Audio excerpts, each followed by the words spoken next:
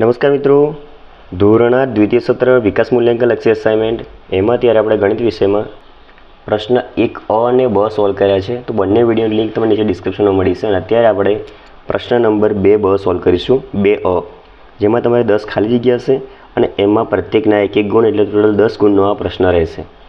પ્રકરણ 8 પહેલો ક્વેશ્ચન છે 2xy કૌંસની અંદર 3x વત્તા 2y એનું સાદું રૂપ આપણે આપવાનું છે. તો મિત્રો અમુક નાના જ એક્ઝામ્પલ હશે એનું સાદું રૂપ આપણે એ જ આપી નીકળીશું. તો અહીંયા જો સંખ્યાનો ગુણાકાર 2 તરી 6, એક્સ અહીંયા છે ને અહીંયા પણ એટલે એક્સનો વર્ગ થશે. બીજું વાય અહીંયા છે, એક્સ અહીં વાય નથી એટલે વાય એમના એમ મૂકી દેવાનું. પછી અહીંયા પ્લસ ને આ પણ પ્લસ છે તો પ્લસ મૂકી દેવાનું. બીજું 2 2 4, અહીંયા જો એક્સ અને વાય છે, અહીંયા ખાલી વાય છે, એક્સ નથી અહીંયા એટલે એક્સ ત્યાં તે મૂકી દેવાનું આપણે. બીજું અહીંયા વાય ને અહીંયા વાય તો વાયનો સ્ક્વેર, આ એનો જવાબ છે. બીજું જો એ માઇનસ છે બરાબર અને અહીંયા પ્લસ છે તો પહેલાં આવશે માઇનસ 3 2 6, પછી ચલ જોવાના. અહીં એક્સનો સ્ક્વેર છે ને અહીંયા એક્સ તો એક્સની 2 ઘાત અને આ 1 ઘાત એટલે એક્સની ટોટલ 3 ઘાત થશે બરાબર.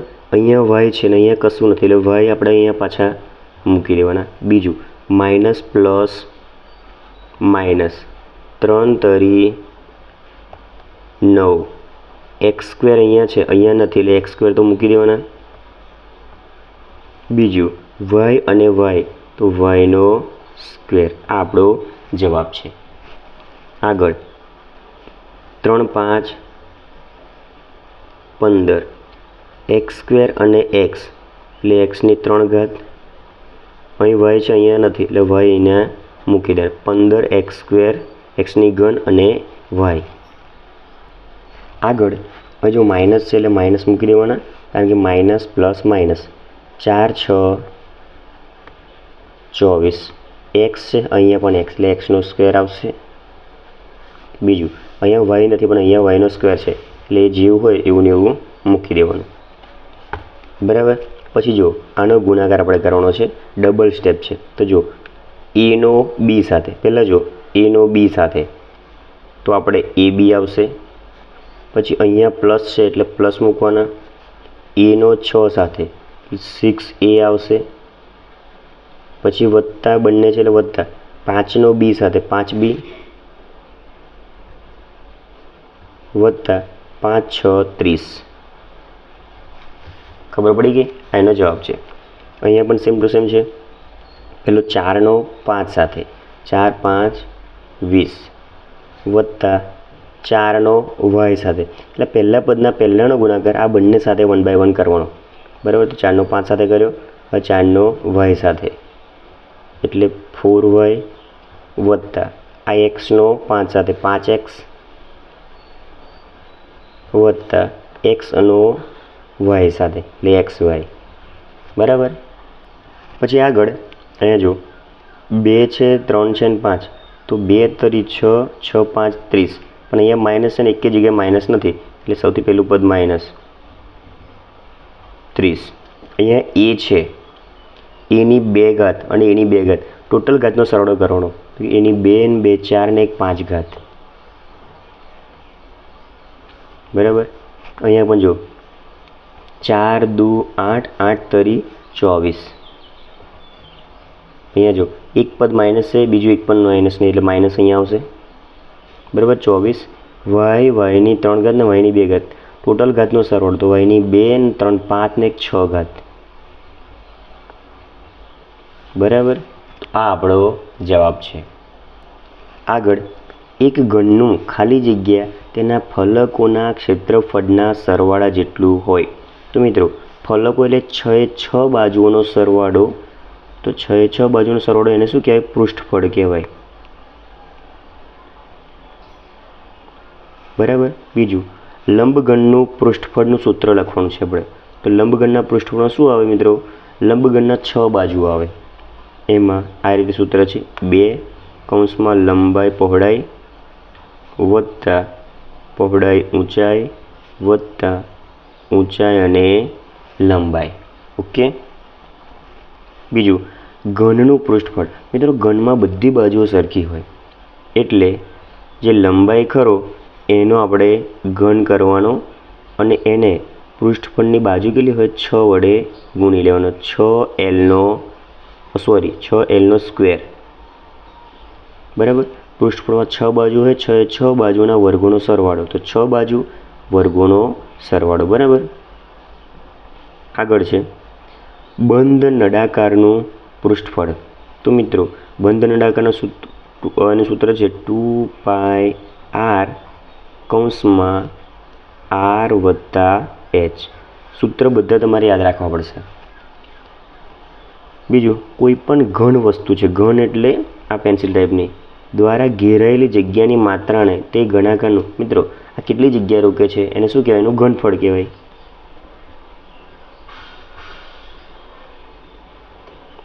બરાબર. આગળ છે લંબઘનનું ઘનફળનું સૂત્ર. તો મિત્રો લંબઘનના પૃષ્ઠફળનું સૂત્ર આ આવશે અને એના ઘનફળનું સૂત્ર લંબાઈ ગુણ્યા પહોળાઈ ગુણ્યા ઊંચાઈ આવશે. બીજું, ઘનનું ઘનફળ એટલે જેની અહીંયા જો કદાચ આ લંબઘનની જગ્યાએ ખાલી ઘન હોય તો લંબાઈ ગુણ્યા લંબાઈ હોય. એ જ રીતે નીચે દાખલો પૂછ્યો મને ઘનનું ઘનફળ. તો ઘનનું ઘનફળ હું બધી બાજુ સરખી, તો કે લંબાઈ ગુણ્યા લંબાઈ, અથવા તમે લંબાઈનો ઘન પણ લખી શકો. બીજું, નળાકારનું ઘનફળ. તો મિત્રો નળાકારના ઘનફળનું સૂત્ર છે πr² ગુણ્યા h. આગળ મિત્રો અહીંયા પણ એ છે અને અહીંયા પણ એ છે, તો આધાર સરખા તો ઘાતાંકનો સરવાળો થાય, તો a m વત્તા n, બરાબર. અહીંયા ભાગાકાર છે, ગુણાકાર કરીશું તો આ કેવું થઈ જશે? માઇનસ થઈ જશે. તો એ એમના એમ અહીંયા ભાગાકારની જગ્યાએ ગુણાકાર કરીએ તો બીજાની પદની ઘાત માઇનસ થઈ જાય, તો અહીંયા -n આવશે, બરાબર. ત્રીજું, અહીંયા જો એની ઘાત m છે અને બહારની આખાની ઘાત n છે, તો આ ઘાત અને ઘાતનો ગુણાકાર થાય, તો લખીએ આપણે a m અને n, બરાબર. m અને n છે, યાદ રાખજો. પછી અહીંયા જો ઘાત સરખા છે, આધાર અલગ અલગ છે, તો ઘાત સરખા અને આધાર અલગ અલગ હોય તો આધારનો શું થાય મિત્રો? ગુણાકાર. તો કૌંસમાં a ગુણ્યા b, ab અને બહાર આખાની ઘાત m, બરાબર. કોઈ પણ પદની 0 ઘાતનો જવાબ હંમેશા 1 આવશે, યાદ રાખવાનું. અહીંયા જો મિત્રો આની પણ m ઘાત છે ને આની પણ, બંનેની પર્સનલી ઘાત છે, તો આપણે શું કરી શકીએ? ઉપર a નીચે b આખાની m ઘાત લખી શકાય. બીજું, અહીંયા જો 0 પોઈન્ટ પછી કેટલા 0 છે? 1 2 3 4 5 અને 6 અંક છે, બરાબર. તો આપણે આને લખી શકીએ કે ભાઈ 8 ગુણ્યા 10 ઉપર 6, પણ 8ની આ બાજુ ટોટલ 6 અંક છે એટલે અહીંયા આવશે માઇનસ, બરાબર. આગળ અંક હોય તો માઇનસ અને પાછળ અંક હોય તો એ તો પછી ગુણાકાર થઈ જાય. બીજું, આને પણ આપણે શું કરવું? પ્રમાણિત સ્વરૂપમાં લખવાનું. તો જો 1 2 3 4 5 6 અને 7 છે, બરાબર. તો આપણે 7 અંક છે, પણ આપણે કોઈ પણ એકની આગળ પોઈન્ટ મૂકી દઈએ તો પછી 1 2 3 4 5 6 અંક રહેશે, તો લખીએ 368, પણ અહીંયા આપણે પોઈન્ટ મૂકી દઈએ છીએ, બરાબર, 3ની જોડે. હવે પાછળ અંક કેટલા રહ્યા? 6, તો આપણે સંખ્યા છે એટલે લખી દેવાની ગુણ્યા 10 ઉપર 6 ઘાત. હવે એની પાછળ 6 અંક છે એટલે માઇનસ નહીં આવે, આ જ એનો જવાબ છે. ચલો આગળ, પ્રકરણ 11. જો બે રાશિ x અને y એક સાથે એવી રીતે વધે અથવા એક સાથે ઘટે તો અનુરૂપ મૂલ્યોનો ગુણોત્તર અચળ હોય તો તેને કહેવાય સમપ્રમાણ કહેવાય. શું કહેવાય મિત્રો? સમપ્રમાણ. એક સાથે વધે ને એક સાથે ઘટે. જો એક રાશિ x અને બીજી y હોય, xમાં વધારો થાય કે ઘટાડો, તો yમાં એ રીતે ઘટાડો, કે મતલબ xમાં વધારો તો yમાં ઘટાડો અને xમાં ઘટાડો તો yમાં વધારો, તો એને શું કહેવાય? વ્યસ્ત પ્રમાણ કહેવાય. યાદ રાખજો. આગળ છે ત્રીજો એક્ઝામ્પલ.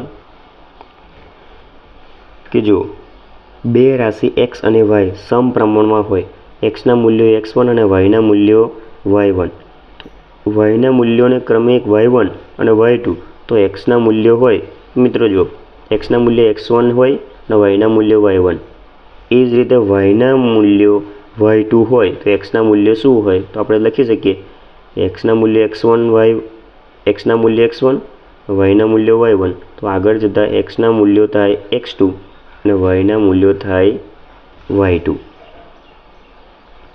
બરાબર. આગળ જો બે રાશિ એક્સ અને વાય વ્યસ્ત પ્રમાણમાં છે, બરાબર, તો ઉલટાઈ જશે x1 અને x2, બરાબર, અને ક્રમુક વાયના મૂલ્યો y1 અને y2 હોય તો જો x1/x2 હોય તો અહીંયા એની જોડે થશે. જો આ સમપ્રમાણમાં છે એટલે બધા મૂલ્યો સાથે x1 x2 y1 y2, અહીંયા ઊંધું x1 y1 x1 y2 x2 એટલે y1. જો ક્રોસિંગમાં આવી ગયું વ્યસ્ત પ્રમાણ કહેવાય. આગળ જો એ અને બી સમપ્રમાણમાં હોય તો એના છેદમાં તમે બી લખી શકો. એ અને બી વ્યસ્ત પ્રમાણમાં હોય તો બંનેને એકબીજાના ગુણાકારમાં લખવું પડે સિંગલ રાશિ માટે. બરાબર. એક્સ અને વાય સમપ્રમાણમાં હોય, જો x બરાબર 20 y બરાબર 25, x બરાબર 32 હોય તો y બરાબર કેટલા આપણે શોધવું પડશે દાખલો ગણતરી કરીને. તો અહીંયા આપણે કીધું મિત્રો કે એક્સનું મૂલ્ય x બરાબર 20 y બરાબર 25, x બરાબર જો 32 હોય તો y બરાબર શોધો. બરાબર. એક્સનું મૂલ્ય 20 છે તો 20 મૂકો, એની નીચે yનું મૂલ્ય 25, બરાબર, એક્સનું મૂલ્ય મૂકવું ફરી 32 અને yનું મૂલ્ય આપણે શોધવાનું. ક્રોસ ગુણાકાર કરી દઈએ મિત્રો. 25 × 32 છેદમાં આવશે 20, બરાબર. તો 5 ચોક 20 અને 5 5 25, બરાબર. પછી 4 × 8 એટલે 32, 8 5 40 આપણો જવાબ આવશે. સોરી મિત્રો, આ રીતે ગણતરી જોઈ લેજો તમે, એનો જવાબ આવશે આપણો 40. હવે મિત્રો 8મો એક્ઝામ્પલ છેલ્લો વ્યસ્ત પ્રમાણ છે. બરાબર. તો વ્યસ્ત પ્રમાણ આપણે શું લખીએ? તો કે અહીંયા જુઓ આપણે ઉપર જોયું છે વ્યસ્ત પ્રમાણ x1 છેદમાં x2 અને y2 છેદમાં y1, 1 2 2 અને 1, બરાબર. અહીં ચાલો લખીએ આપણે એક્સની કિંમત 20 છે, વાયની કિંમત છે 400, બરાબર. ઉપર y2 આપણે શોધવાના છે અને વાયની કિંમત છે 600, બરાબર. તો અહીં લખીએ 600 × 20 ભાગ્યા 400. તો ગુણાકાર કરીએ આપણે 600 × 20 છેદમાં 400, 0 0 0 અને 0 કેન્સલ, 2 2 4 અને અહીં 2 છે તો 60 છે તો રહેશે 30. આનો જવાબ આવશે આપણો 30. ચલો આગળ મિત્રો, અહીંયા પ્રકરણ 12 બંનેમાં સામાન્ય તો મિત્રો 21 છે અને 14 છે તો 7 × 2 કરીએ, 7 × 3, તો બંનેમાં હવે 7 છે તો 7 લખીએ. બીજું બંનેમાં એ છે એ લખીએ, બી 2 વખત છે, બી 1 વખત છે, તો જો ઓછા વખત હોય તે લેવાનું, બરાબર. આ એનો જવાબ છે. બીજું અહીંયા 9, 3 તારી 9, 3 × 4, તો બંનેમાં 3 કોમન છે તો 3 લખીએ. અહીં એક્સ 1 વખત છે, 2 વખત ઓછી વખત લેવાનો, અહીં 1 વખત, અહીં 2 વખત ઓછી વખત લેવાનો, બરાબર. બીજું અહીંયા શું છે આપણે કોમન આ કાઢી લઈએ. તો જો 7 છે, 7 તો નહીં કાઢે તો 7 એમના એમ રાખવાના, બરાબર. એની 3 ઘાત હતી, 2 ઘાત નીકળી ગઈ, ખાલી એ રહેશે, વત્તા ને વત્તા. 14 હતા એમાંથી 2 કોમન લીધા, 7 રહેશે, બરાબર. કે 7 દુ 14, એ અહીંયા છે, અહીંયા નથી કાઢતો, એ અહીંયા આપણે મૂકી દેવાના, બરાબર. 1 મિનિટ, સોરી મિત્રો, આપણે જે બંનેમાં જે કોમન સેન્ટેન્સ છે ને એને અલગ કરવાનું છે. અહીંયા જો અહીંયા 7 છે, અહીંયા 14 છે, તો અહીંયા કાઢીશું a² કાઢે તો અહીંયા બંનેમાં 7 રહેશે. જોઈએ હવે 7a² એનો ઘન છે તો જોડે આપણે એ મૂકવો પડશે. 7 × 1 એટલે 7 આવી ગયા, એની 3 ઘાત આપણે લાવવાની છે. તો એ અને એનો સ્ક્વેર એટલે 3 ઘાત આવી, વત્તાના વત્તા. પછી 7 દુ 14, એના એ છે તો અહીંયા પણ એ આપણે બહાર મૂકી દીધું છે. બરાબર. આ બેને તમે ગુણાકાર કરશો એટલે આ જવાબ તમને મળી જશે. અહીંયા પણ સેમ એવું છે. જો આ જે પદ છે 5 છે, બરાબર, 5ની સાથે એક્સ છે. એક્સ અહીંયા કાઢી નાખ્યું તો એક એક્સ અહીંયા રહેશે. બરાબર. બીજું અહીંયા 5 છે, અહીંયા 10 છે. બંનેનો સામાન્ય અવયવ કયો થશે? 5 થશે. તો આપણે 5x બહાર કાઢી દીધા, અંદર આ પદ આપણે વધશે. અહીંયા જો મિત્રો ધ્યાન આપો આ વચ્ચેના પદ પર. વચ્ચેના પદમાં શું છે? 2 હતા. 2 તો અહીં છે. વધ્યું શું? એક્સ અને વાય. તો મિત્રો અહીંયા ખાલી આપણે એક્સ વાય મૂકવાના આવશે. બરાબર. મતલબ એક્સ વાયનો આની સાથે ગુણાકાર કરશો એટલે આ સ્ટેપ તમને મળી જશે. અહીંયા જો 4 હતા. એ બી પહેલું સ્ટેપ જો 2 છે ખાલી, તો અહીંયા આપણે 2 મૂકવા પડશે, કારણ કે 2 2 4 થઈ ગયા. એ બી તો ખાલી એ બી મૂકી દેવાના. આનો ગુણાકાર આની સાથે કરશું એટલે આ સ્ટેપ તમને મળી જશે. બરાબર.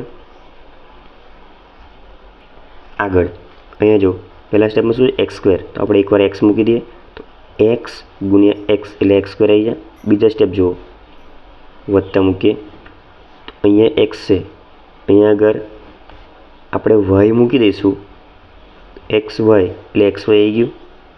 બરાબર. સેમ ટુ સેમ અહીંયા છે જો એક્સ છે, અહીંયા એક્સ છે તો આપણે એક્સ એકવાર મૂકવો પડશે, વત્તાના વત્તા. પછી જુઓ તમે, સોરી મિત્રો, આ છેલ્લું સ્ટેપ જોવાનું. 8 ગુણ્યા વાય એટલે 8 વાય ગયા. અહીંયા પણ જો 15 છે, અહીં 3 છે, તો અહીંયા કેટલા વડે ગુણાકાર કરી 15 આવશે? તો કે 5 વડે. બરાબર. તો આ સાથે આપણો ત્રીજો ભાગ વિડીયોનો અહીંયા પૂરો થાય છે. બાકીના તમામ વિડીયો લિંક તમને નીચે ડિસ્ક્રિપ્શનમાં મળી છે.